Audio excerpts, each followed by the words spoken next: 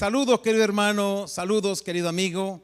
Bienvenidos una vez más al programa Abriendo las Escrituras, presentadas por el pastor Hermes Taveras Bueno. Un abrazo grandísimo desde la iglesia de Bayshore en Nueva York para cada uno de ustedes donde quiera que se encuentren en el mundo. Les agradecemos por acompañarnos en esta hora al estudio profundo de la palabra de Dios. Estoy seguro que será de bendición y crecerán en el conocimiento de nuestro Dios. Les recordamos que esta programación está llegando a ustedes y llegará también todos los jueves de 8 de la noche a 9 de la noche. Esperamos que usted pueda hacer una ancla de esta programación en sus agendas para que no pueda perderse ni un solo capítulo. Les pedimos por favor que interactúen con nosotros en las redes sociales durante la transmisión. Es importante y nos gustaría saber su opinión, saber sus sentimientos y también saber sus preguntas. También les invitamos para que puedan seguirnos en las redes sociales. Suscríbanse a nuestro canal Hermesnéutica y también háganse amigos de nosotros en Facebook en Hermesnéutica 7. Les agradecemos también su apoyo en compartir en las redes sociales nuestro canal y esperamos que usted también puedan invitar a sus amigos, a sus familiares, bueno, en fin, a cualquier persona que usted desee ver en el cielo para que pueda aprender más de nuestro Dios. Sin más preámbulo, permítanme presentarles el tema de esta noche. El título es El pecado eterno que Dios no perdona. ¿Qué será ese pecado? ¿Será el matar, asesinar a alguien premeditadamente a sangre fría? ¿Será la violación de una niña? ¿Qué será? La respuesta bíblica está en la voz del pastor Hermes Taveras Bueno.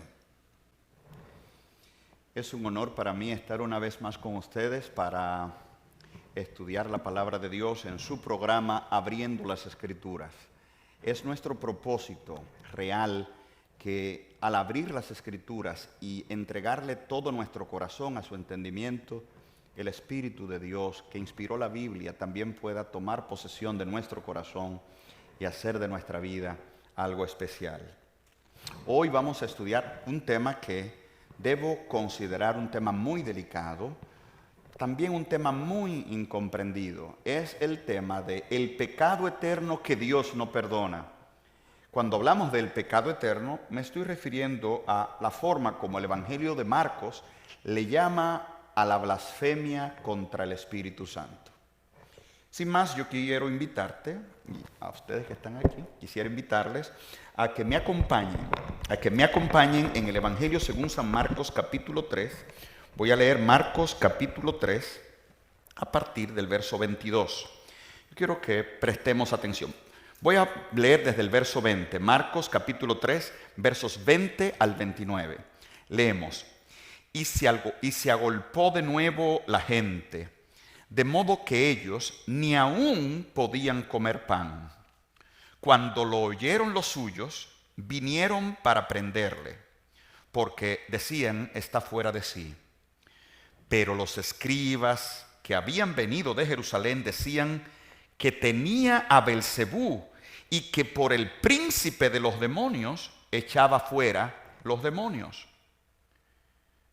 Y habiéndolos llamado, les decía en parábolas. Y antes de leer las palabras de Cristo, yo quiero que captemos bien lo que estamos leyendo. Jesús está sanando, Jesús está haciendo milagros, pero los escribas dicen que Jesús sana, que Jesús saca demonios, porque Él está poseído de Belcebú, otro nombre. Un día podríamos hablar de dónde viene el nombre Belcebú, pero básicamente se está refiriendo a Satanás, como veremos. Está diciendo que Jesús está poseído de Satanás y por eso está echando fuera demonios, como en un trato con Satanás. Entonces Jesús, en el verso 23, en parábolas le responde: ¿cómo puede Satanás echar fuera a quién? A Satanás. Si un reino está dividido contra sí mismo, tal reino no puede permanecer. En otras palabras, no tiene sentido que en un endemoniado esté sacando a un demonio, porque sería Satanás peleando con Satanás. Jesús da otra imagen, verso 25. Si una casa está dividida contra sí misma, tal casa no puede permanecer. Y si Satanás se levanta contra sí mismo y se divide, no puede permanecer sino que ha llegado su fin. Ninguno puede entrar a la casa de un hombre fuerte y saquear sus bienes si antes no le ata, y entonces podrá saquear su casa. Jesús pone una serie de imágenes. Primero dice, un reino peleando contra sí mismo no funciona. Una casa peleando contra sí misma se cae. Satanás no puede estar peleando contra Satanás. Y ahora Jesús dice, una persona, si alguien entra a tu casa, si alguien entra a una casa de un hombre fuerte, de un soldado, antes de tomar control de la casa, tiene que tomar control del dueño de la casa. Jesús está diciendo, cuando ustedes me ven que yo saco demonios, es porque ya yo até a Satanás que tenía control de esa vida. ¿Captamos el punto?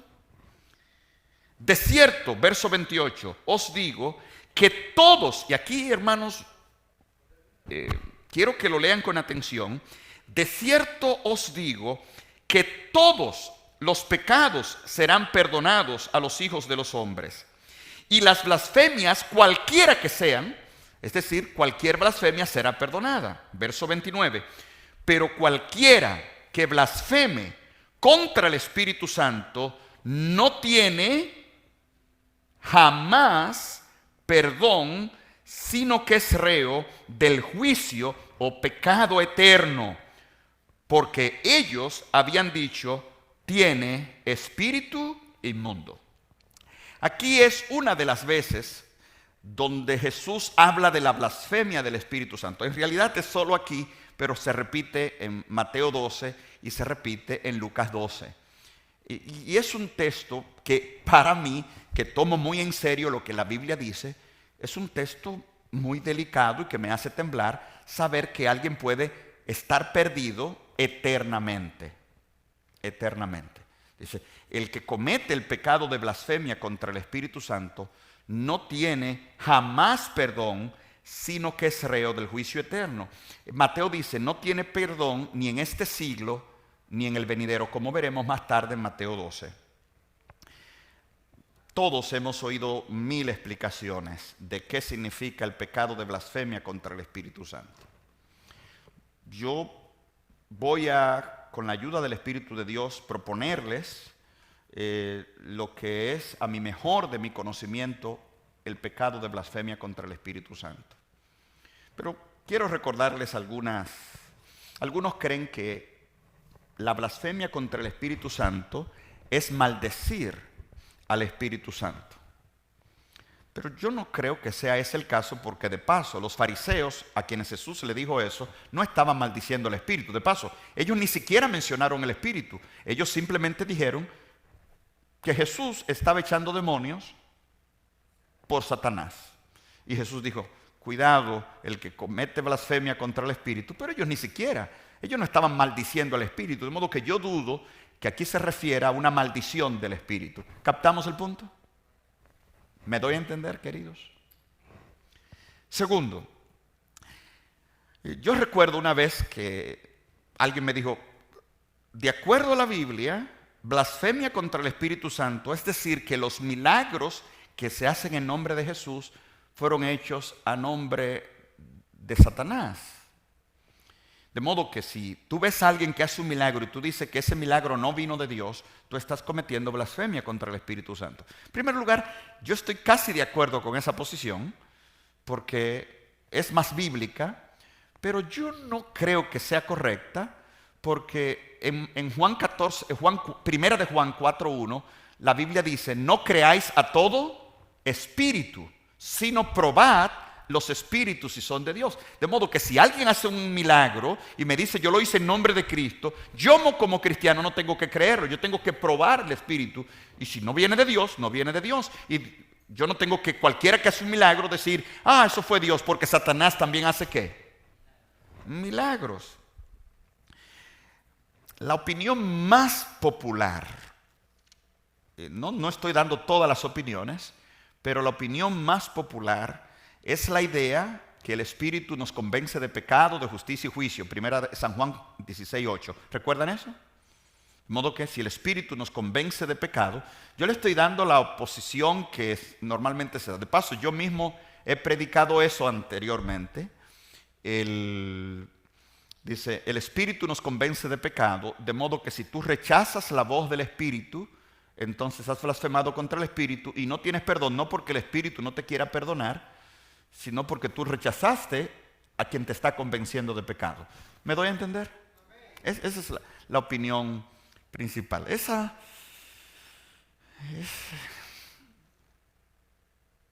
es una posición que yo mismo he sostenido, pero en mi corazón yo siento y creo que no es bíblica.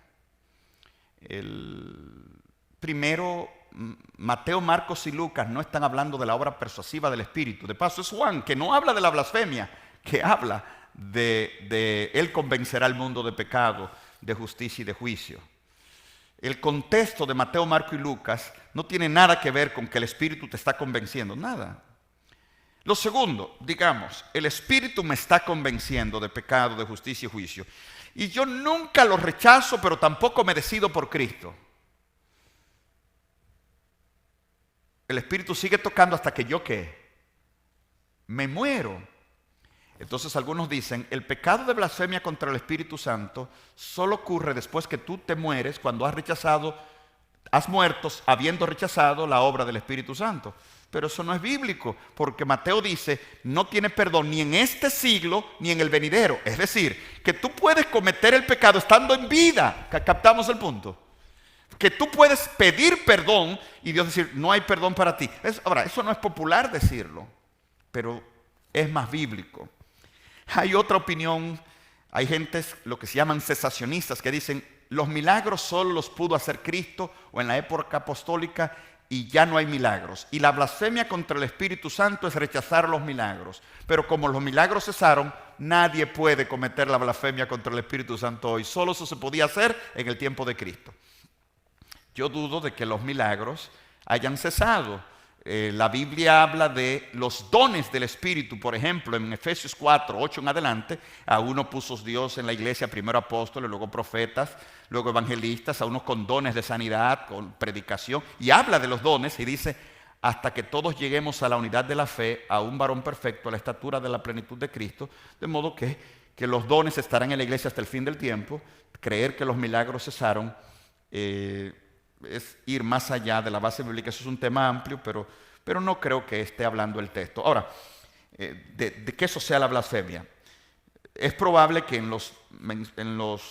las numeraciones propuestas que he dado esté tu posición.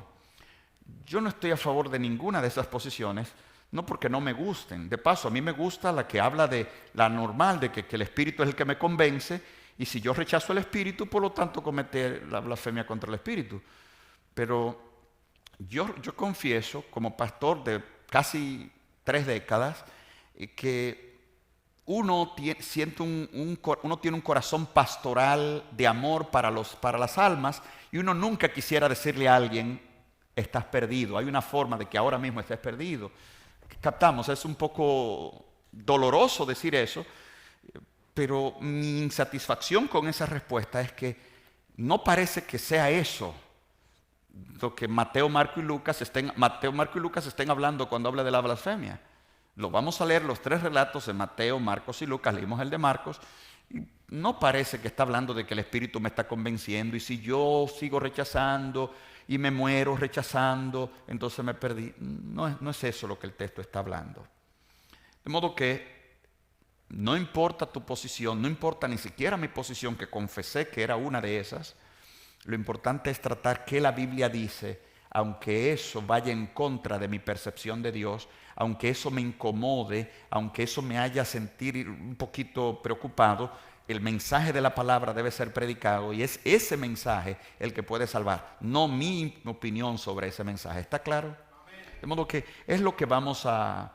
Antes de revisar Mateo, Marcos y Lucas, yo quisiera que me ayuden y vamos a revisar lo que se llaman los pactos. ¿Lo que se llaman qué? Los pactos. La Biblia habla de varios pactos. Hay personas que hablan de una cantidad de pactos, pero yo me voy a limitar a solo los casos que la Biblia le llama pactos. La Biblia le habla del pacto. No habla más de... La Biblia habla de que Dios hizo un pacto con Abraham en Génesis 17 y en Génesis 15. La Biblia dice que Dios hizo un pacto con Israel, le llaman el pacto del Sinaí, Génesis 19 al 24, Éxodo 19 al 24. Hizo un pacto con Noé, Génesis 6, ¿recuerdan? Hizo un pacto con David, segunda de Samuel 7. De modo el pacto con Noé, con Abraham, con Israel, con David. Y Jeremías habla de un nuevo pacto que el Nuevo Testamento dice, en Cristo se ha inaugurado el nuevo ¿qué? De modo que, aunque alguien habla del pacto adámico, yo me voy a limitar a los pactos que la Biblia le llama pactos. Ahora, eso te lo voy a dejar como sentido. Todos estos pactos, la Biblia le llama pacto eterno. A todos los pactos le llama la Biblia ¿cómo? Vamos a Noé, Génesis 9:16. Voy a buscar rápido porque hoy tenemos mucho que estudiar. Génesis 9:16. En Génesis 9:16, yo estoy perdido. Génesis es el primer libro de la Biblia, ¿verdad? Génesis 9:16. Miren qué dice. Estará el arco en las nubes y lo veré y me acordaré del pacto eterno o el pacto perpetuo entre Dios y todo ser viviente. O sea, Dios hizo un pacto y ese pacto es ¿cómo? Perpetuo. Ahora, cada pacto tiene una señal. ¿Cada pacto tiene qué? Una señal. Verso 12. Esa señal también es perpetua. Esa señal dura mientras dure el pacto. Y si el pacto es eterno, ¿cómo es la señal? Eterna. Verso 12. El pacto de Noé, con Noé, ¿cuál era la señal? El arco iris. En el verso 12, Génesis 9:12 dice, y dijo Dios, esta es la señal del pacto que yo establezco entre mí y vosotros y todo ser viviente que está con vosotros por siglos perpetuos. De modo, el pacto era eterno. La señal del pacto, el arco iris, también era eterna. Ahora, aquí viene el detalle importante. La señal tiene que ver con destrucción. La señal tiene que ver con ¿qué? Con destrucción. Génesis 9:11. Estableceré mi pacto con vosotros y no que exterminaré. Ahí viene el elemento ¿qué? Destrucción. No exterminaré ya más toda carne con aguas del diluvio, ni habrá más diluvio para destruir la tierra. Yo quiero que notemos los detalles. Primero, el pacto siempre es ¿cómo? Eterno. Cada pacto tiene una señal y la señal también es ¿cómo? Y el pacto, la señal del pacto tiene que ver con ¿qué? Mientras hay arco iris, eso significa que no hay ¿qué? Si no hay arco iris, indica que va a haber ¿qué? Destrucción. Pero mientras hay arco iris, Dios dice, no voy a destruir la tierra. ¿Está claro el detalle? Vamos al segundo pacto, vamos al pacto del Sinaí.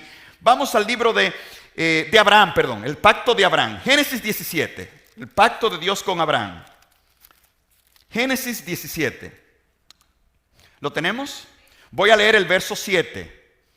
Y estableceré mi pacto entre mí y ti, o sea, entre Dios y Abraham, y tu descendencia después de ti en sus generaciones, por pacto ¿cómo? Noten, el pacto también es ¿cómo? Eterno, por pacto perpetuo. Ahora, Dios puso una señal del pacto con Abraham. ¿Cuál era esa señal? Verso 13. ¿Lo tienen?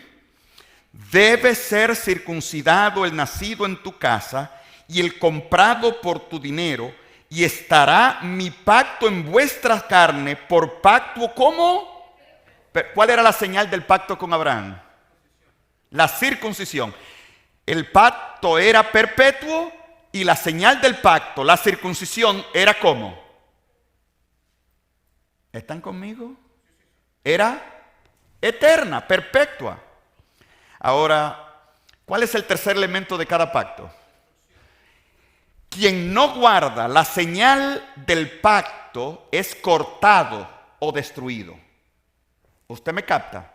Voy a verlo ahora en Génesis 17:14. Y el varón incircunciso, el que no hubiere circuncidado la carne de su prepucio, aquella persona será cortada de su pueblo. ¿Ha violado qué? La muestra para mostrar que yo estoy en el pacto es tener conmigo ¿qué? La señal de qué? Del pacto. ¿Cuál es la señal del pacto? La circuncisión. Si yo no me circuncido, indica que yo no tengo la señal. Eso indica que no estoy en el pacto. Y yo soy cortado del pueblo. ¿Lo están viendo claros? Vamos ahora al otro pacto. ¿Cuál es el otro pacto? El del Sinaí con Israel. Vamos al libro de Éxodo 31. Éxodo 31. ¿Lo tienen? Éxodo 31. Voy a leer el verso 16. Guardarán pues mis días de reposo los hijos de Israel, celebrándolos por sus generaciones, por pacto como perpetuo. Aquí habla también de un pacto como eterno, el pacto de Dios con Israel. ¿Cuál era la señal del pacto de Dios con Israel? Verso 17. Señal es el día de reposo, dice el verso 16, entre mí y los hijos de Israel, porque en 6 días hizo Jehová los cielos y la tierra, en el 7º día cesó y reposó. ¿Cuál es la señal del pacto? El sábado. Y en el verso 16 dice que es pacto ¿cómo? De modo que estamos viendo un pacto perpetuo con una señal que es el sábado. Ahora bien, a ver si entiendo. El pacto con Noé era eterno, tuvo una señal, el arco iris. Y esa señal garantiza, mientras esté la señal no hay ¿qué? Si no está la señal, hay Abraham, un pacto eterno, una señal, la circuncisión. El que no se circuncida es cortado. Con Israel Dios hace un pacto eterno, le pone una señal. ¿Cuál es la señal? El sábado. Ahora vamos a ver qué pasa con el que no se guarda el sábado. Éxodo 31:14. ¿Lo tienen? ¿Lo tienen? Así que guardaréis el día sábado, porque santo es a vosotros. El que lo profanare de cierto morirá, porque cualquiera que hiciere obra alguna en él. Note la misma expresión. Aquella persona será ¿qué? Cortada de entre su pueblo. ¿Lo están viendo? El pacto con Abraham, el que no se circuncidaba, era cortado del pueblo. El pacto con Israel, el que no guardaba el sábado, ¿era qué? ¿Están viendo el...? De paso, en Números 15, usted lo puede buscar, hubo una persona que violó el sábado, que abiertamente, y Moisés dijo, Señor, ¿qué hacemos con él? Dios dijo, córtalo dentro del pueblo. ¿Captamos el punto? Hasta aquí estamos bien. ¿Está clara la palabra? ¿Cuál es el siguiente pacto? El pacto con David. Vamos a 2 de Samuel 23. Segundo libro de Samuel, capítulo 23.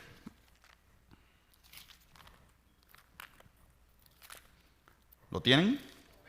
Segundo libro de Samuel, capítulo 23. Leo. Voy a leer el verso 5. Aquí dice, habla de un pacto eterno con David. Dice, no es así mi casa para con Dios. Sin embargo, Él ha hecho conmigo pacto como eterno, ordenado en todas las cosas y será guardado. O sea, aquí habla de un pacto ¿cómo? Eterno. Si vamos a Isaías 55, verso 3, habla del pacto eterno de Dios con David. Isaías 55, 3. ¿Lo tienen? Inclinad vuestro oído y venid a mí, oíd y vivirá vuestra alma, y haré con vosotros pacto como eterno, las misericordias firmes. ¿A quién? A David. ¿Cómo era el pacto con David? ¿Un pacto cómo? Un pacto eterno. Ahora, ¿cuál era la señal del pacto de Dios con David? Le digo cuál era la señal. El trono, la dinastía. Mientras la descendencia tenía que ser rey, mientras haya un rey en el trono de Judá, Dios estaba guardando ¿qué? El pacto eterno. Segunda de Samuel 7:13. Segundo libro de Samuel. Ahí esa es la primera vez que Dios hace ese pacto con David. Segunda de Samuel 7. Los que quieren saber más del pacto de David, Salmo 89. Lo pueden leer más tranquilo. Segunda de Samuel 7. Ahora voy a leer Segunda de Samuel 7:13. Miren qué dice.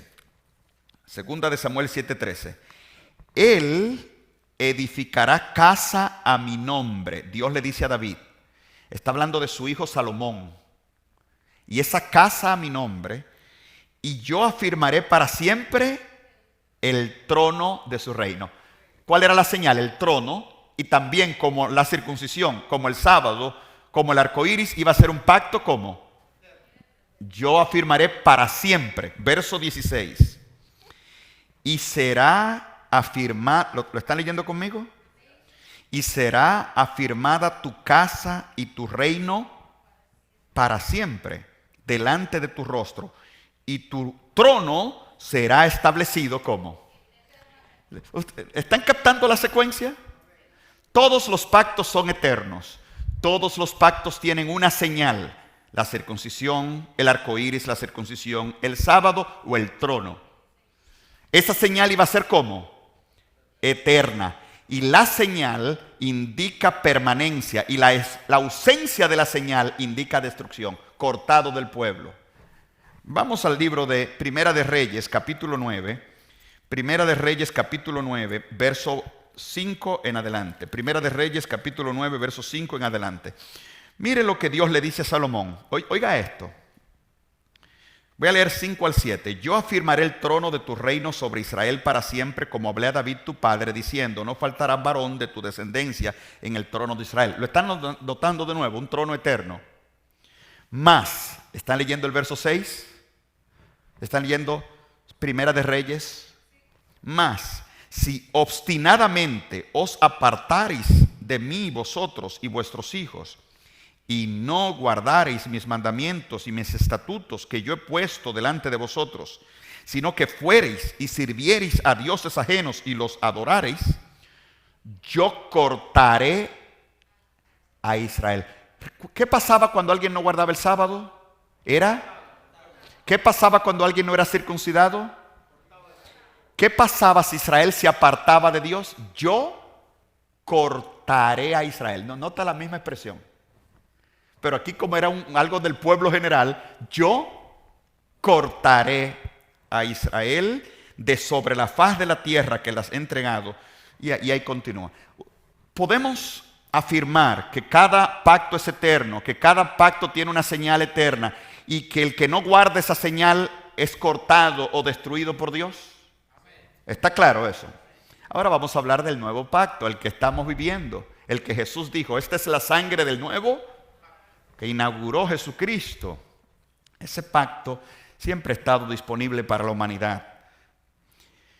Jeremías 31:30 es que habla de vienen días cuando haré con la casa de Israel y con la casa de Judá un nuevo pacto. Usted lo puede leer, Jeremías 31:31. Jeremías 31:31. Aquí que vienen días, dice Jehová, en los cuales haré nuevo pacto con la casa de Israel y con la casa de Judá. Ese es el nuevo pacto. Jeremías 32:40. Ahí, el siguiente capítulo. Jeremías 32:40. ¿Lo tienen? Jeremías 32:40 dice, y haré con ellos pacto eterno. ¿El pacto cómo es? Eterno. Pacto eterno. Que no me volveré atrás de hacerles bien y pondré mi temor. O sea, el pacto, nuevo pacto es un pacto ¿cómo? Jeremías 32 está hablando del nuevo pacto de Jeremías 31. ¿Es un pacto cómo? Es un pacto eterno. Ahora, yo quiero saber cuál es la señal de ese pacto. Vamos a Isaías 59. Isaías 59. Isaías 59. ¿Lo tenemos? Voy a leer el verso 21. Isaías 59, 21. ¿Lo tienen? Y este será mi pacto con ellos, dijo Jehová, el espíritu mío que está sobre ti y mis palabras que puse en tu boca no faltarán de tu boca, ni de la boca de tus hijos, ni de la boca de los hijos de tus hijos, dijo Jehová, desde ahora y para siempre. La señal del nuevo pacto es el Espíritu Santo. Dice, este será el pacto. ¿Cuál será el pacto? Mi espíritu estará en ti. ¿Lo tienen? ¿Lo captan? Ahora, la señal tiene que ver con destrucción o no destrucción. Vamos al libro de Ezequiel, capítulo 37. Ezequiel, capítulo 37. Ezequiel habla de un valle de huesos secos, o sea, gente muerta. Versículo 11, me dijo luego, hijo de hombre, todos estos huesos son la casa ¿de quién? De Israel. He aquí ellos dicen, nuestros huesos se secaron y pereció nuestra esperanza y somos del todo, ¿cómo? Destruidos. ¿Qué le faltaba a esos huesos? ¿Qué le faltaba? Le faltaba el espíritu, el versículo 14, y pondré mi espíritu y viviréis. ¿Por qué estaban muertos? Porque la señal del nuevo pacto es que, y sin el espíritu están como. Vamos a Salmo 51. Ejemplos que el Nuevo Testamento pone para el nuevo pacto. Salmo 51. Lo que temía David cuando él pecó era el perder el nuevo pacto. No sé si me doy a entender. ¿Y cuál era la señal del nuevo pacto? La señal de que usted está en el nuevo pacto. El Espíritu. Salmo 51:11. ¿Qué dice Salmo 51:11? No me eches delante de ti y no quites de mí tu santo ¿qué? Muy bien. Ustedes han captado lo que hemos tratado de explicar. Dios ha hecho pactos. Hizo un pacto eterno con Noé y puso una señal, el arco iris, una señal eterna. Mientras está la señal, hay vida. Si no está la señal, destrucción. Dios hizo un pacto con Abraham, eterno, una señal, la circuncisión. Si tú te circuncidas, todo bien. Si no te circuncidas, cortado del pueblo. Dios hizo un pacto con Israel, un pacto eterno. Puso una señal el sábado. Si guardas el sábado, todo bien. Si no guardas el sábado, ¿qué? Cortado del pueblo. Dios hizo un pacto con David, un pacto eterno. Puso una señal, el trono. Mientras haya trono, se está cumpliendo la palabra. Pero si Israel actuaba en contra al pacto, a las estipulaciones del pacto, ¿qué iba a hacer Dios con todo Israel? Cortado de entre el pueblo. Dios hace un nuevo pacto, un pacto eterno con nosotros. Vivimos en el nuevo pacto. Jesús inaugura el nuevo pacto, pero los creyentes que en fe siempre estuvieron bajo las estipulaciones del nuevo pacto en todos los tiempos. La señal del nuevo pacto es el Espíritu Santo. Ahora captemos el punto. El que no se circuncidaba, ¿qué pasaba? El que no guardaba el sábado, ¿qué pasaba? O sea, la señal debía ser eterna, si no era cortado. Eso nos ayuda a comenzar a entender por qué el único pecado que no tiene perdón en el Nuevo Testamento tiene que ver con el Espíritu Santo. ¿Ustedes me captan el punto? porque es la señal del nuevo pacto. ¿Está clara la palabra? No hemos definido qué es ese pecado, pero entiende, dice, tú puedes hablar hasta del Hijo, Jesús dije, puedes blasfemar en contra mía, pero si hablas en contra del Espíritu, te pierdes, porque el Espíritu es la señal del nuevo pacto. ¿Está clara la palabra? Ahora, con eso en mente, vamos a analizar algunas cosas. Pero antes, o sea, ¿en qué consiste el pecado? Yo quiero decir algo simple. En primer lugar, yo no quiero que alguien aquí sienta de lo que vamos a decir después, estoy perdido, he cometido la blasfemia contra el Espíritu Santo, y tomes este tema para perder la esperanza. No. Ahora, por otro lado, lo más normal, el axioma teológico escrito y predicado eternamente es: si tú sientes deseo de arrepentirte, es la prueba de que no has cometido el pecado contra el Espíritu. Pero eso es falso. Eso es falso. Porque dijimos que la blasfemia contra el Espíritu Santo no era, según el texto, no tiene nada que ver con el Espíritu convenciéndote. La única seguridad para no cometer el pecado del Espíritu Santo no es que yo sienta el Espíritu, es que yo acepte el Espíritu. No sé si me doy a entender. Hemos vendido una falsa seguridad diciendo, si tú sientes en el corazón el deseo, tranquilo, no has cometido el pecado contra el Espíritu Santo. La única forma que yo sé que tú no has cometido el pecado contra el Espíritu Santo no es si tú sientes el Espíritu, sino si tú has aceptado el Espíritu. No sé si me doy a entender. ¿Me doy a entender o no?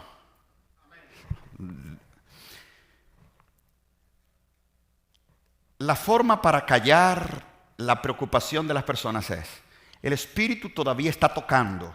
Y si tú sientes el deseo de arrepentirte es porque el Espíritu está tocando. Pero eso no tiene nada que ver con la blasfemia. El que el Espíritu toque no tiene que ver con la blasfemia. La única seguridad de que tú no has cometido la blasfemia no es que el Espíritu esté tocando.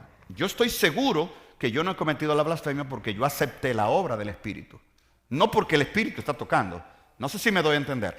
De modo que, hermano mío, yo no te voy a decir, si tú sientes que Dios te está llamando, no has cometido la blasfemia contra el Espíritu Santo. Lo vamos a ver que eso no es así.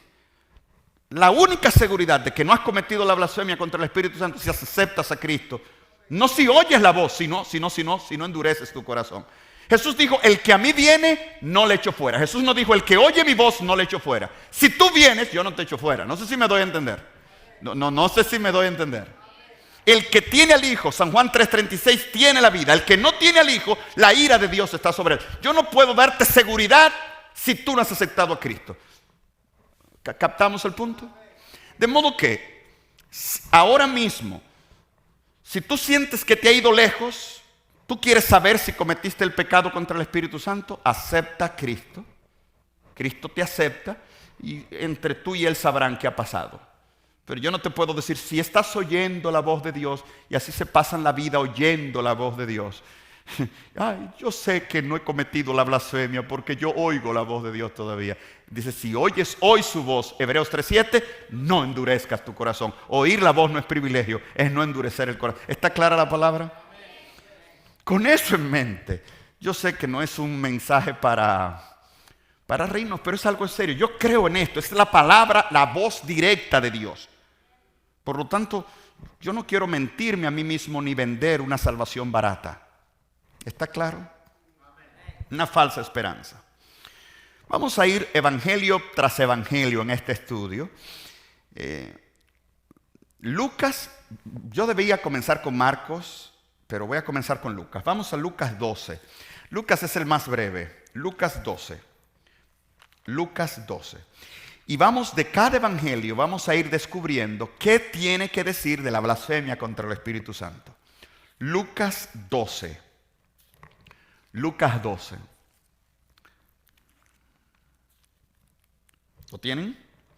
Voy a leer Lucas 12, del verso 10. Lucas 12, 10. ¿Lo tienen?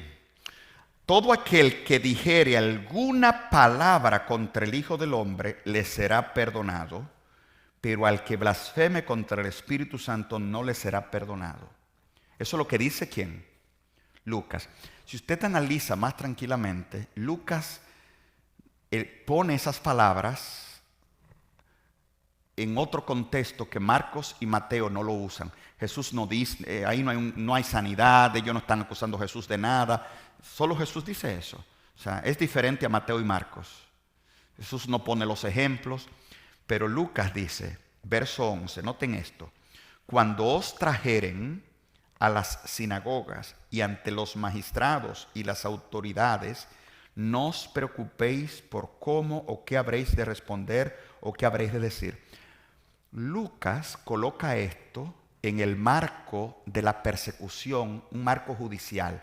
Cristianos que están siendo llevados a la cárcel, presos. ¿Por qué tú eres cristiano? Te matamos si eres cristiano. ¿Captamos el punto? Note que acabando de decir de la blasfemia, porque los romanos ponían a los cristianos a maldecir a Cristo para saber si eran cristianos. ¿Tú eres cristiano? Maldice a Cristo. No, no puedo. Eres cristiano, mátenlo. Entonces, ¿qué hacían muchos cristianos? ¿Maldecían a quién? A Cristo. Y ya con eso, Lucas está hablando de esto en este contexto. Versículo 12. Él dice, cuando los lleven ante los magistrados, no se preocupen qué van a hablar o qué no van a hablar. Verso 12, porque el Espíritu Santo os enseñará a la misma hora lo que debáis decir. En otras palabras, cuando tú estabas ante el juez, no pienses, le voy a decir al juez. Si tú eres cristiano, estabas poseído ¿de quién? Del Espíritu Santo. ¿Quién iba a tomar control de tus palabras? El Espíritu Santo. Si tú rechazabas lo que eras por salvar tu vida, era la prueba de que el Espíritu Santo no estaba en ti. No sé si me están captando. Porque ¿quién era el que te hacía hablar? El Espíritu. Y si no se preocupen lo que van a hablar, porque el Espíritu le va a decir lo que van a hablar. Si ellos hablaban algo contra Cristo, por eso si rechazaban su fe, eso era prueba de que el Espíritu Santo no estaba con ¿quién? Con ellos. Ese es el contexto que Lucas le da a la blasfemia. Negar a Cristo cuando hay una situación de vida y muerte. Pero tú salvar tu vida, tú niegas a Cristo. ¿Captamos el punto? Pero ahora vamos a Marcos. Marcos es interesantísimo y fue el que leímos primero. Marcos. Me avisan cuando tengan Marcos capítulo 3. Yo quiero que voy subiendo la nota un poquito más en cada evangelio. Lucas fue el más fácil. Ahora vamos a Marcos un poquito más. Y Mateo será la nota más alta. Tienen Marcos 3. Versos 20 y 21. ¿Lo tienen? Se agolpó de nuevo la gente, de modo que ellos ni aún podían comer pan. Cuando lo oyeron los suyos, ¿quiénes? O sea, los familiares de él. ¿Los familiares de quién? De Cristo. Vinieron para prenderle o arrebatarle porque decían, está fuera de sí. ¿Qué decían los familiares de Cristo que Jesús era? Ese tipo está medio loco. Juan 7 dice que sus hermanos no creían en él. Juan 7, usted lo puede leer más tranquilo. Los familiares de Cristo, la gente que dormía con él, la gente que se crió con él, la gente que comió con él, como veremos más adelante, la mamá que lo parió, María estaba en el juego ese. Este tipo está medio loco. ¿Usted me está captando? Note, primer elemento. Los familiares dicen que Jesús está fuera de sí. O sea, no creen, rechazan a Cristo. Seguimos el otro, verso 22. ¿Lo tienen?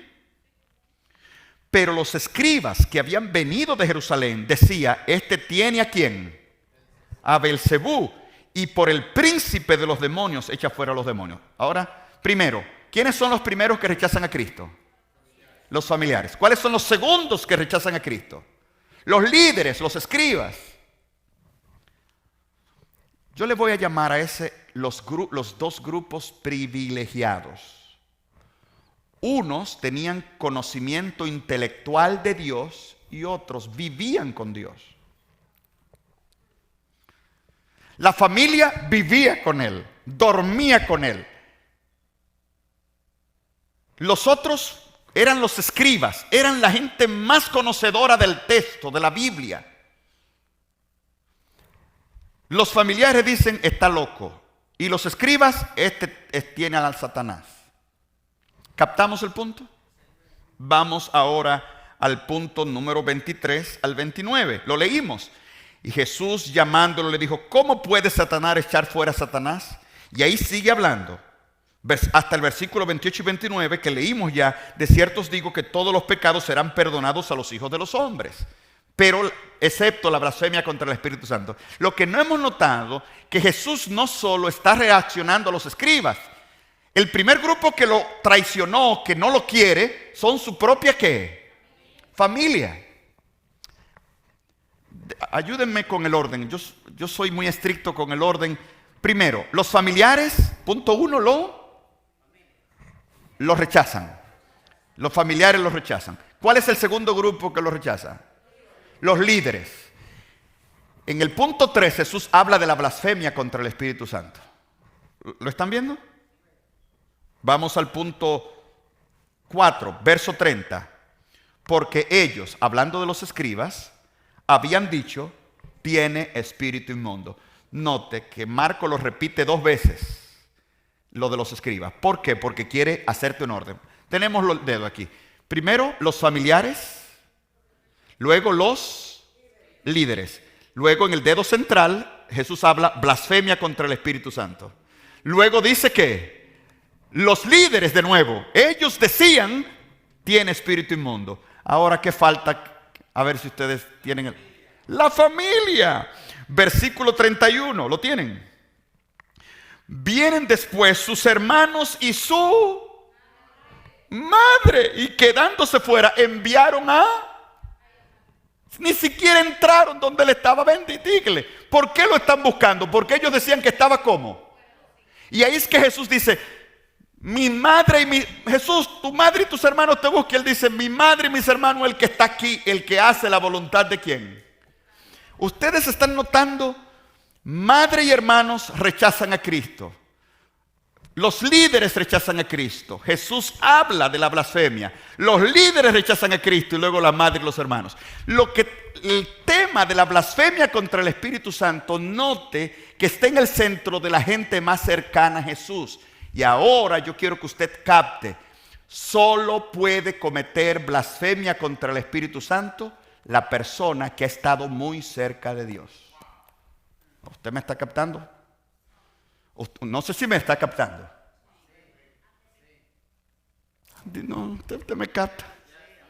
O sea, bíblicamente, no estamos hablando de que en mi doctrina, que para que la gente no, bíblicamente, Jesús le dice eso a la gente que vive con Él o la gente que ha estudiado de Él. La gente que ha tenido más luz son las que pueden cometer la blasfemia contra el Espíritu Santo. Blasfemar es oponerse al plan de Dios a pesar de haber sido privilegiado por Dios. ¿Usted me está captando? Blasfemia no es cualquiera que comete blasfemia. ¿Usted me está captando? Es la gente que ha estado ¿cómo? Cerca. Quiero hacer una aclaración. En el verso 22, Marcos usa, dice, pero los escribas que habían venido de Jerusalén decían, el verbo elegón es imperfecto, indica que no lo decían una vez, sino que constantemente decían. O sea, era una actitud constante de rechazo a Cristo. ¿Me doy a entender? ¿Me doy a entender? Ok. ¿Ustedes creen que podríamos pasar a Mateo ahora? En Lucas la blasfemia es que por salvar mi vida yo rechace a Cristo. En Marcos blasfemia es yo estoy tan cerca de Dios, madre, hermanos, o escribas que he estudiado de Dios y a pesar de eso no pueda percibir a Dios y rechace a Dios. Para Marcos es oponerse al plan de Dios habiendo sido privilegiado por Dios. Vamos a Mateo 12 y ahora voy a subir la nota un poco más. ¿A ustedes les queda ánimo para seguir estudiando un ratito más? Un ratito más, un ratito más, un ratito más. Mateo capítulo 12. Voy a leer Mateo 12, 31 y 32. ¿Lo tiene? Aquí vamos a ver que Mateo hace énfasis en las palabras. Todo pecado y blasfemia será perdonado a los hombres, con excepción de la blasfemia contra el Espíritu Santo, no le será perdonada. Cualquiera que dijere alguna palabra, para Mateo hay una palabra contra el Hijo del hombre le será perdonado, pero el que hable contra el Espíritu Santo no le será perdonado, ni en este siglo. Marcos habla del pecado eterno, Mateo habla de ni en este siglo ni en el venidero. De paso, la palabra blasfemia viene del verbo blapto, que significa herir, y feme, que es hablar, de modo que blasfema es herir con las palabras. Es cuando usted habla e hiere al Espíritu, hiere a Dios. Eso es blasfemia, cuando lo que usted dice hiere a Dios. ¿Captamos el punto? ¿Usted capta?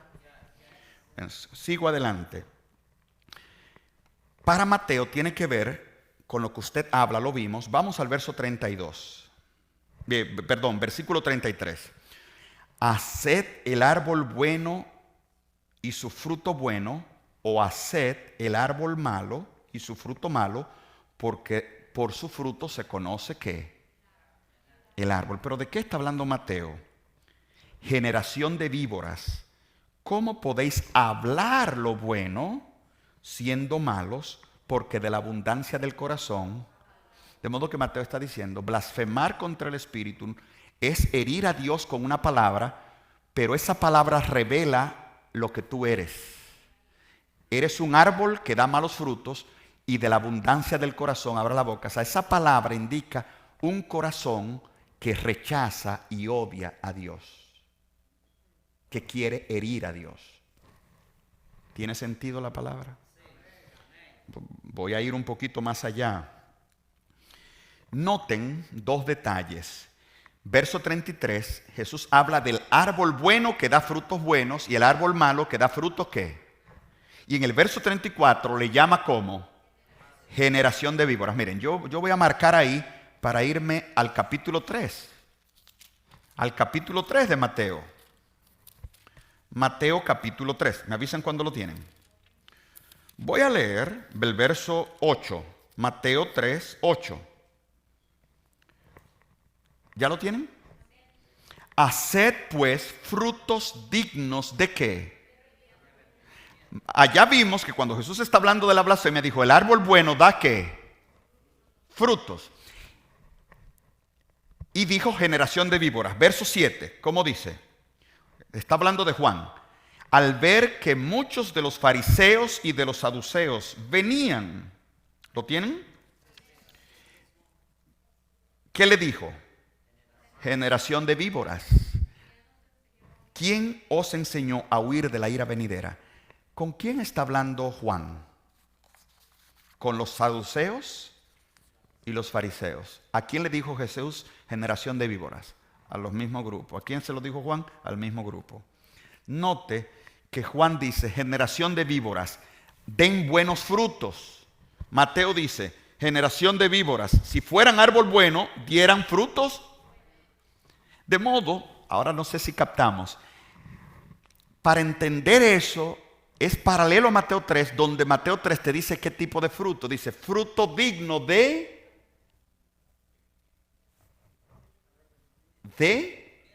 arrepentimiento. De modo que cuando Mateo está hablando de la blasfemia, está hablando una palabra que hiere a Dios, a Cristo, al Espíritu, pero que es producto, el fruto de un corazón, el árbol malo, que quiere herir a Dios, pero sobre todo un corazón no arrepentido. No da fruto de arrepentimiento. Eso significa el corazón no es ¿qué?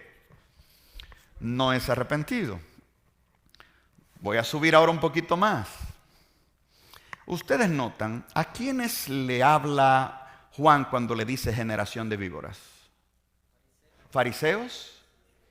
¿A quién le dijo Jesús generación de víboras? A los fariseos. ¿A quién le habló Jesús de la blasfemia contra el Espíritu Santo? A los fariseos y a los escribas. De modo que volvemos al punto. Cada vez en los evangelios que se habla de la blasfemia, Jesús está hablando con los líderes, no está hablando con el pueblo común. ¿Lo están viendo? Siempre es con los líderes. Por eso en Mateo 23:1 dijo, escribas y fariseos hipócritas. En el verso 33 dice, vendrá sobre ustedes toda la sangre justa que es derramada. Vamos a dar un detalle más. ¿Por qué tiene que ver esto con el Espíritu? Hay algo bonito. Vamos a Mateo 4. Mateo 4. Me avisan cuando lo tienen. Mateo capítulo 4. Ustedes pueden leer todo el capítulo, pero Mateo 4 voy a leer desde el verso 18. Andando Jesús junto al mar de Galilea, vio a dos hermanos llamados, uno Pedro, Simón llamado Pedro y Andrés su hermano, y le dijo, venid en pos de mí, os haré pescadores de hombres. ¿Lo vieron? Verso 20. Entonces, dejando al instante las redes, le siguieron. Pasando de allí, vio a otros dos. Primer elemento, Mateo 4, Jesús está llamando a sus discípulos. ¿Lo están viendo? Otra vez vamos con los deditos. Primer elemento, Jesús llama a los... Vamos ahora al capítulo 5. ¿Lo tienen? Viendo la multitud, subió al monte y sentándose vinieron a él sus discípulos, verso 2, y abriendo su boca les enseñaba. Bienaventurados, Jesús comienza lo que se llama el sermón del monte.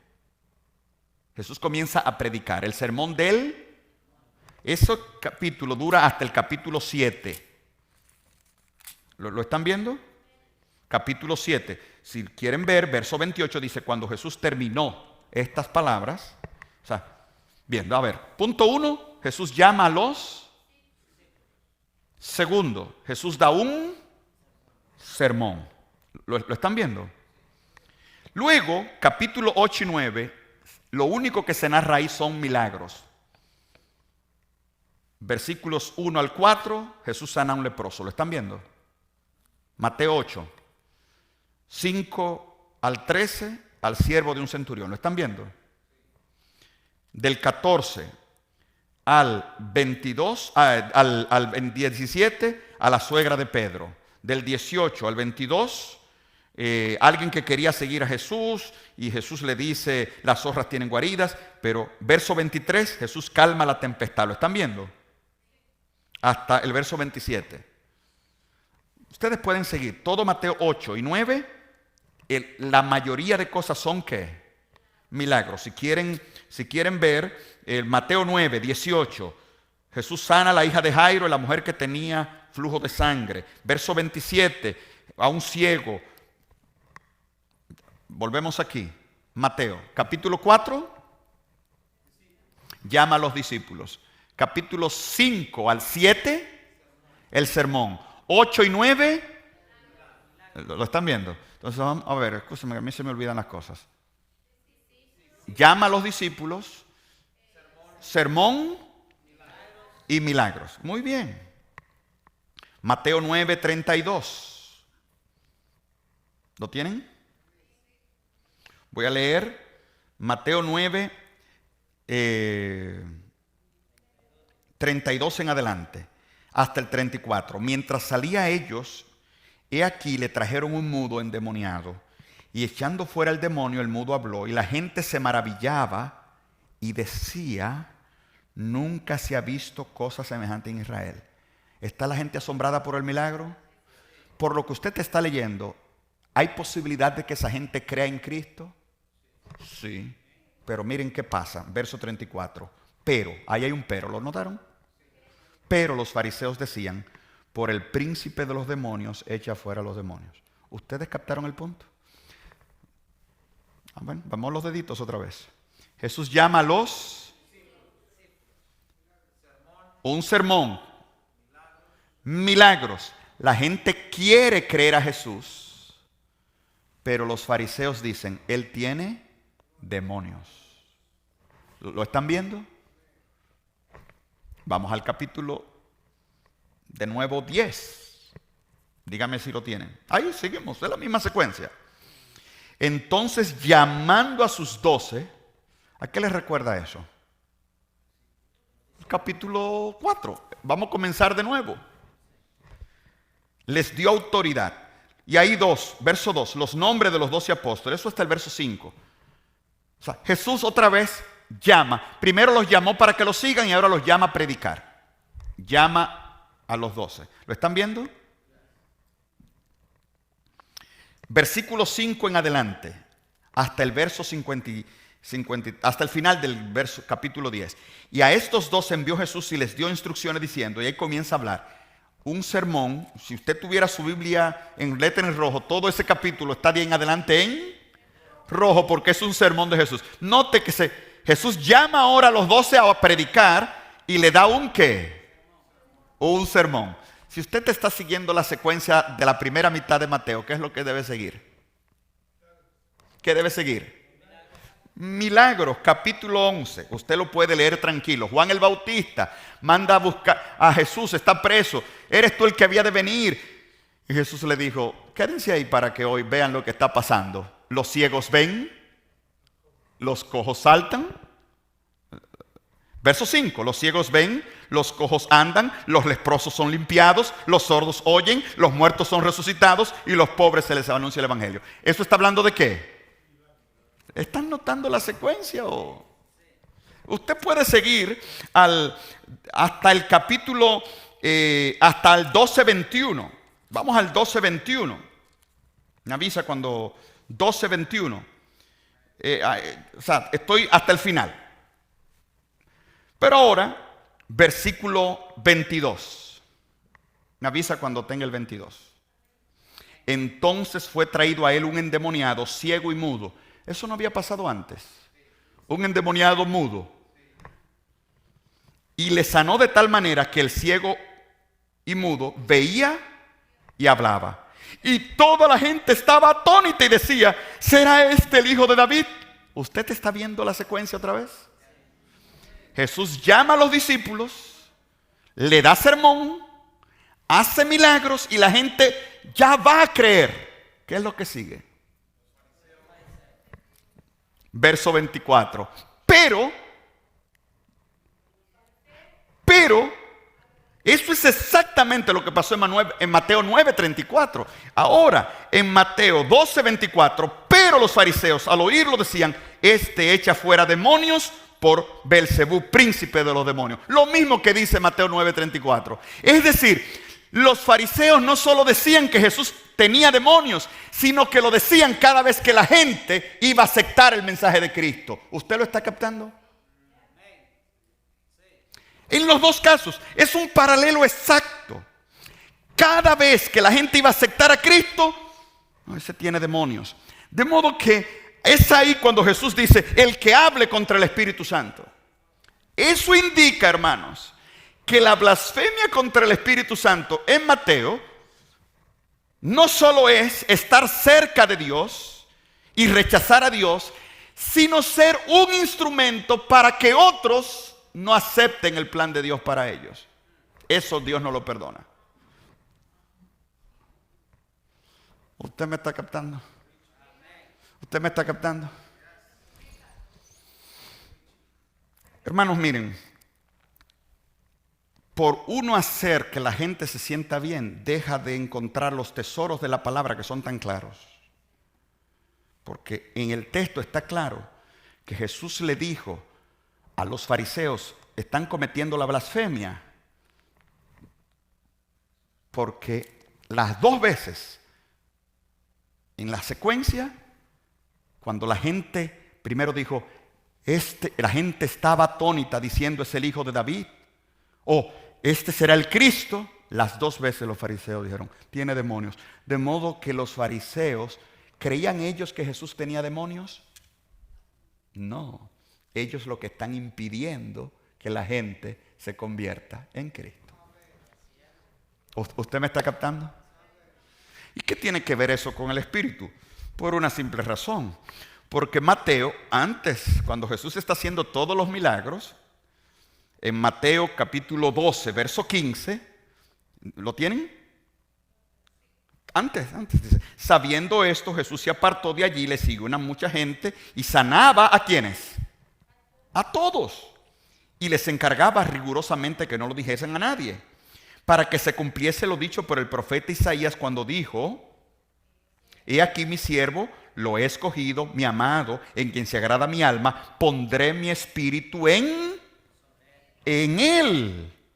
Y a los gentiles anunciará juicio, no contenderá, no voceará, ni nadie oirá en las calles su voz. La caña cascada no quebrará, y el pábilo que tan solo humeare no apagará, hasta que saque a victoria el juicio. O sea, Dios, Jesús va a seguir insistiendo hasta que traiga salvación, y en su nombre esperarán los gentiles. Ahora pregunta, ¿quién era el que estaba obrando en Cristo? El Espíritu. Yo pondré mi espíritu en él. De modo que Jesús está diciendo, si ustedes dicen que es el espíritu de Satanás, no es contra mí que están hablando. Porque ¿quién es que lo está haciendo?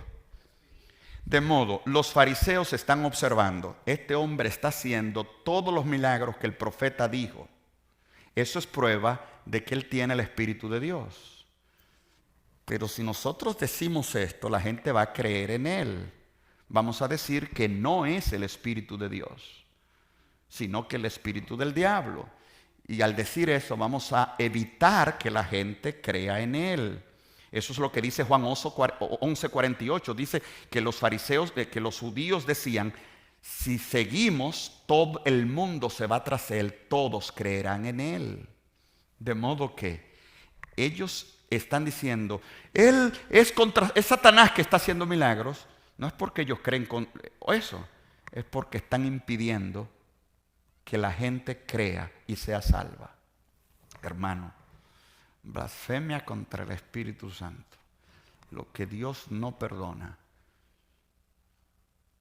es no que usted se pierda, sino que usted impida que otro se salve.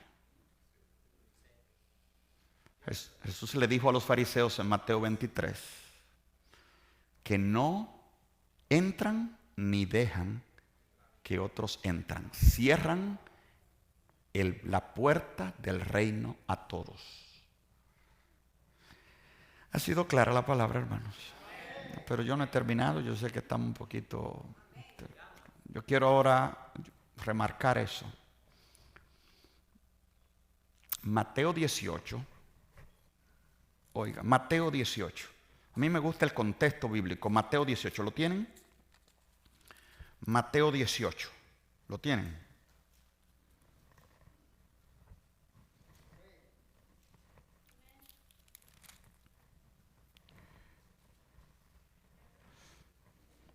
Voy a leer el verso 6. ¿Lo tienen el verso 6? Cualquiera que haga tropezar a alguno de estos pequeños que creen en mí, ¿usted lo está captando? Mejor le fuera que se le colgase al cuello una piedra de molino de asno y que se le hundiese en lo profundo del mar. Dios no perdona cuando usted hace perder a otro. ¿Usted me está captando, hermano? ¿Usted me está captando? Mi papel no es maquillarlo para que usted lo se sienta bien. El problema con los fariseos era que estaban impidiendo que otros se salven. Y Jesús dijo, si tú haces que estos pequeñitos tropiecen, cuélgate, que es mejor que te maten. ¿Usted me está entendiendo? Voy a dar algunos textos por el tiempo y voy a leer otros, Pero en Deuteronomio 13, 1 al 5, usted lo va a leer, yo espero que lo lea. Cuando había un falso profeta, Dios decía, mátenlo, no tiene perdón. Porque un falso profeta es un pecado diferente. Porque un falso profeta no solo está pecando, sino que está haciendo que otros ¿qué? Porque si un profeta se levanta y hace señales y pasan, pero le dice vamos tras otros dioses, mátenlo. No hay perdón para él, porque está haciendo que otros se pierdan. Jeremías 23, 32 al 40.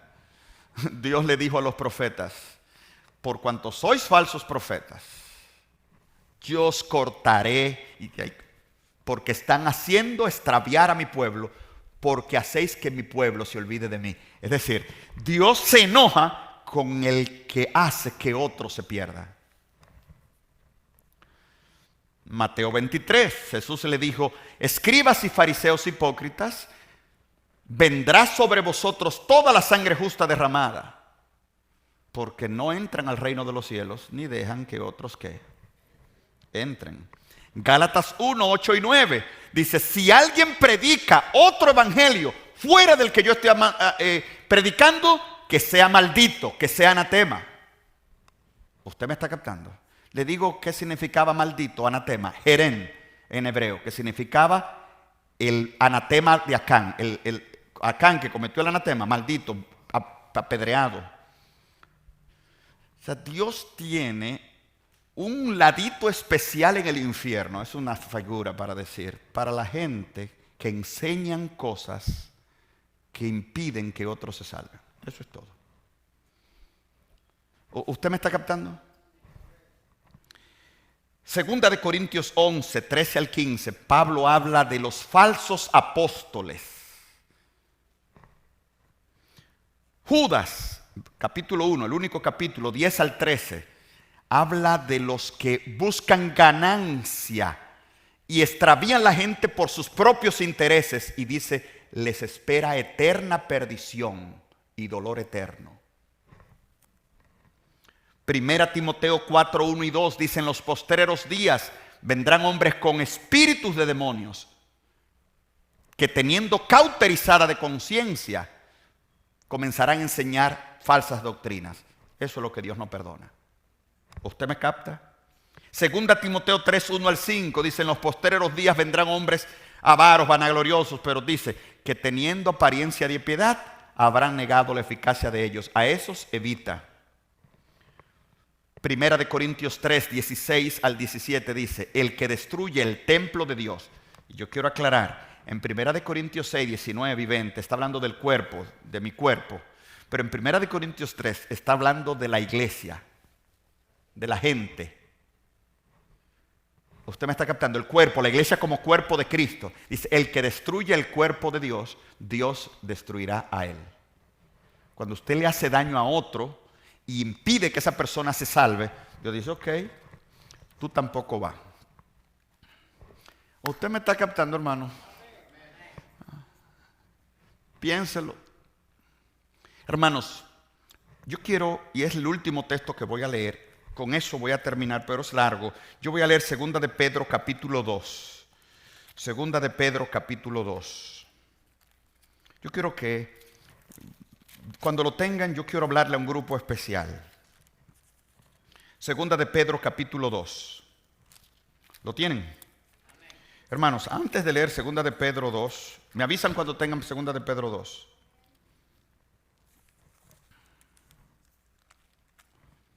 El apóstol Santiago dice, no os hagáis maestros, Santiago 3.1, no os hagáis maestros muchos de vosotros, sabiendo que recibiremos mayor condenación.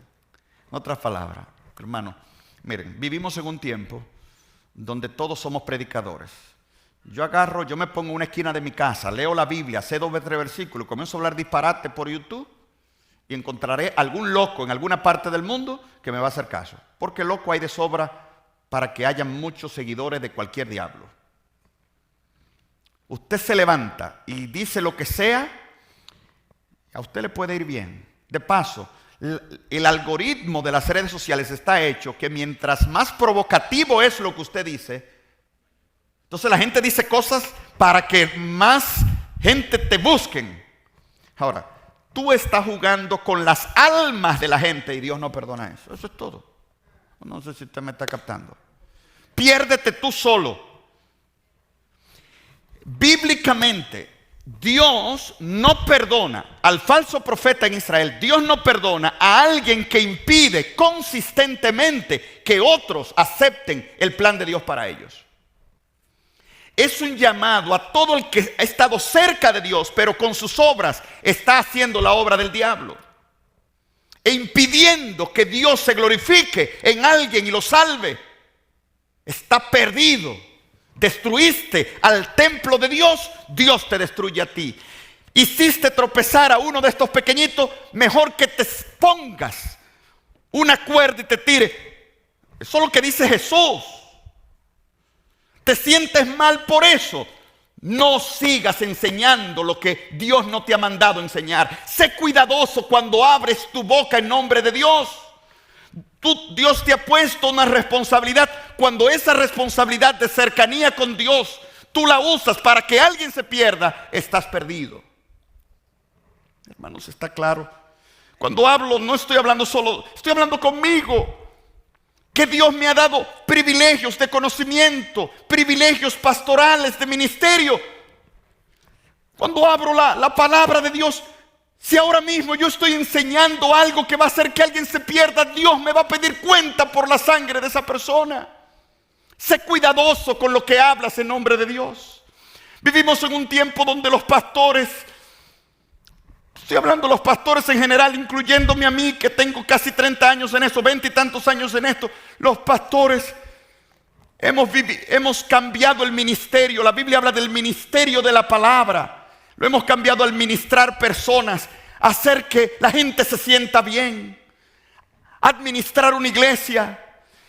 Y somos ignorantes de la palabra, pastores que no saben dónde está un verso de la Biblia, pastores que no estudian la Biblia y predican la palabra. Dios le va a pedir cuenta por el conocimiento que le negaron a la grey, que Dios lo puso como responsables.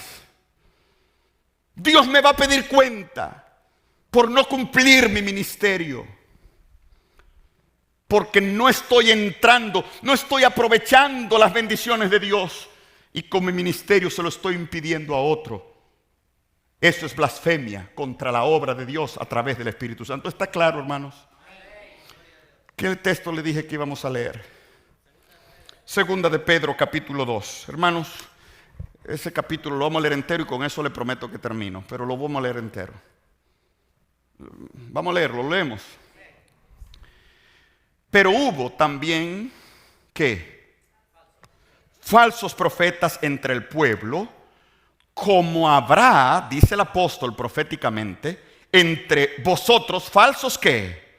Maestros, que introducirán encubiertamente herejías como destructivas, y aún negarán al Señor que les rescató, atrayendo sobre sí mismos destrucción repentina. ¿Usted lo está entendiendo? Que el falso profeta que trae herejía al pueblo atrae sobre sí mismo ¿qué? Destrucción repentina. Hermano, yo no le estoy sacando un texto aislado, le puse 1000 textos y ahora se lo estoy leyendo aquí. El castigo más grande lo tiene Dios para el que enseña el error, para el que con su ministerio, su obra impide que alguien se salve. Verso 2: y muchos seguirán sus disoluciones, por causa de los cuales el camino de la verdad será como. Usted me está entendiendo que está hablando de la blasfemia contra la verdad, contra el Espíritu. ¿Usted lo está entendiendo? ¿Está claro? Dice, sobre ellos vendrá destrucción porque tendrán seguidores y por eso la verdad será ¿qué? Blasfemada. Yo no sé, como algo tan claro en la palabra, nos hemos inventado 1000 cuentos para que la gente se sienta bien diciendo que la blasfemia es esto, cuando eso está claro en la palabra. ¿Está clara la palabra? Por avaricia harán mercadería ¿de qué? O sea, un negocio con las almas. ¿Qué es lo que dice? Mercadería de vosotros. Cuando la gente está más preocupado en lo que puede sacar de ti que en la verdad que te puede dar. un mercado, la iglesia de Dios. Harán mercadería de ustedes con palabras fingidas. Sobre los tales, ay hermano, me hace temblar porque yo soy un pastor ya de largo tiempo. La condenación no se tarda y su perdición no se duerme. ¿Usted entendiendo? Que la gente que cogió esto como un negocio, como un relajo, dice, no, su perdición no se tarda y su destrucción no se duerme. Eso significa, eso está ahí preparadito. Dios perdona, mataste, te perdona, robaste, te perdona, hiciste que otro se pierda, le enseñaste el error, perdido. ¿Usted me está entendiendo? Porque si Dios, usted dirá, ay, que Dios. Verso 4, léalo el verso 4. Está hablando de la blasfemia, que Dios no hay perdón. ¿Cómo? Dígame si lo está leyendo. Escúcheme que yo me emociono. Porque si Dios no perdonó a los ángeles que pecaron, usted lo está leyendo. Ay, que Dios me va a perdonar porque Él es bueno. Pero Dios no perdonó a los ángeles y los arrojó al infierno, los entregó a prisiones de oscuridad para ser reservados al juicio. Y si no perdonó al mundo antiguo, sino que guardó a Noé, pregonero de justicia, con otras 7 personas, trayendo el diluvio sobre el mundo de los impíos. Y si condenó por destrucción a Sodoma y a Gomorra, reduciéndolas a cenizas, sufriendo el castigo del fuego eterno. ¿Lo están leyendo? O sea, 3 ejemplos. Los ángeles, demonios, Dios no lo perdonó. Dios no perdonó al mundo antediluviano. Dios no perdonó a Sodoma y Gomorra. Pero a mí, porque yo soy bonito, me va a perdonar. ¿Usted me está entendiendo? ¿Usted me está captando? Dios dice, y si libró al justo Lot, ahora dice, el verso 9 explica algo de Job, y el verso 9 dice que el Señor libra a los justos, muy bien, y mayormente aquellos que siguiendo la carne andan con concupiscencia e inmundicia y desprecian el señorío, atrevidos y contumaces, no temen decir mal de la potestad de sus superiores, mientras los ángeles que son mayores en fuerza y en potencia no pronuncian juicio de maldición contra ellos delante del Señor, pero estos hablando mal de cosas que no oh, hermano, mire, hoy cualquiera es un teólogo.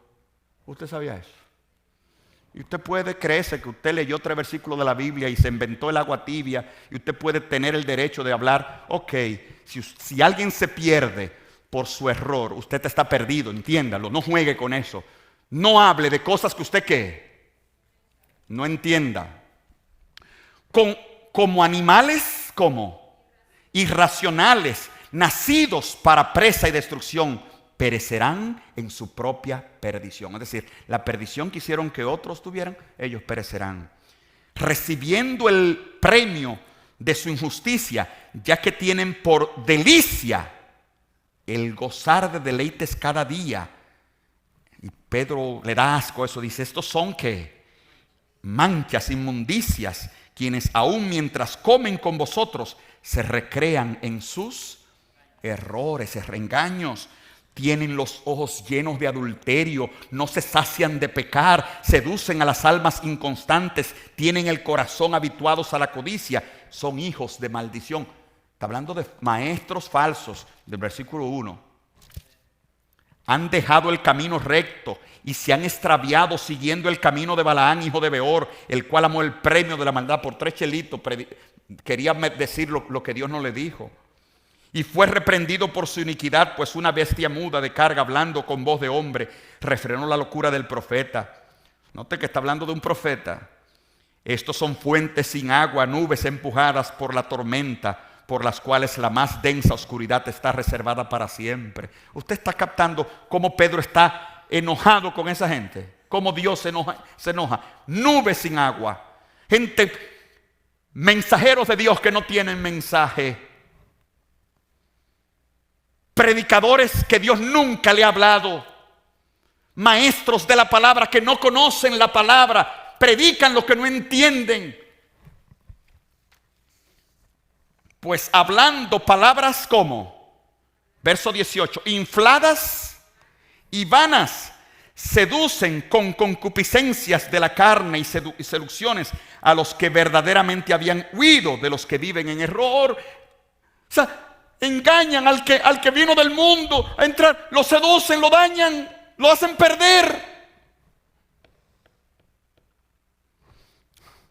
Les prometen libertad, Y son ellos mismos esclavos ¿de qué? De corrupción, porque el que es vencido por alguno es hecho esclavo del que lo venció. Ciertamente, si habiéndose ellos escapados de la contaminación del mundo por el conocimiento del Señor y Salvador Jesucristo, enredándose otra vez en ellas, son vencidos, su postrer estado viene a ser peor que el primero. Pero es mejor que les hubiera sido no haber conocido el camino de la justicia, que después de haberlo conocido, volverse atrás del santo mandamiento que les fue dado. ¿Usted me está captando, hermano? Pero les ha acontecido lo del verdadero proverbio: el perro que vuelva a su vómito y la puerca lavada a revolcarse en el lodo. En otras palabras, el pecado contra el Espíritu Santo, hermano, es la ira de Dios con los que Él le ha dado privilegios especiales, que han estado cerca de Él, son líderes, pero con sus obras, palabras y ministerio impiden que otros se salven. Dios le dice: eres un cerdo, vete al lodo. Eres un perro, vive de tu vómito. Pero no lo mezcles con lo sagrado, porque te toca la perdición que estás haciendo que otros reciban. Hermanos, ha sido clara la palabra de Dios. Ha sido bonita la palabra de Dios. Tal vez este sermón te preocupó, y esa preocupación te puede salvar. Tal vez no te alegró. Yo, estudiando esto, tuve que pedir mucho perdón, porque yo me siento privilegiado de Dios. Dios me dio un conocimiento especial de su palabra, y por eso yo tendré mayor condenación si yo no soy fiel e impido con mi ministerio que alguien reciba la bendición de Dios. Hermanos, ser ministro de Dios es conocer a Dios y percibir su obra, percibir su presencia.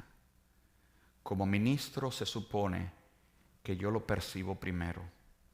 Entonces, como el apóstol en Efesios 1:15, orar para que el pueblo tenga espíritu de sabiduría y de revelación. Pero si yo estoy ciego, solo podré de las tinieblas que hay en mi alma, y guiaré a otros a la oscuridad del infierno. Yo espero que tú, pastor, predicador, evangelista, tú, hermano cualquiera, que has tenido una comunión con Dios, pero que no la has tomado seriamente, que descuidas tus relaciones y de alguna manera estás enseñando, diciendo y haces que alguien se pierda. Bueno, que tú tomes seriamente lo delicado que es esto, y que te acerques a Dios, y como el apóstol diga: yo antes era blasfemo, perseguidor, pero Dios tuvo misericordia de mí. Arrepiéntete, porque Dios no tomará por inocente el que hace perder a otros. Que Dios te guarde, que Dios esté contigo. Amén.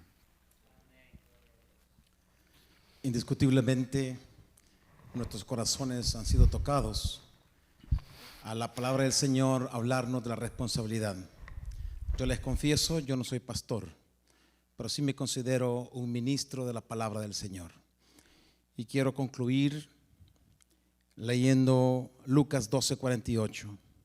A todo el que se le haya dado mucho, mucho se demandará de él. Y al que mucho le han confiado, más se le exigirá. Te esperamos, te invitamos para que la próxima semana estés con nosotros. El tema será la verdad sobre el pecado de muerte. Por favor, comparte estos enlaces, invita a tus amigos, invita a tus hermanos, síguenos en las redes sociales, y hasta el próximo jueves. Dios te bendiga y Dios te guarde, y que seamos buenos manejadores de la palabra del Señor. Bendiciones.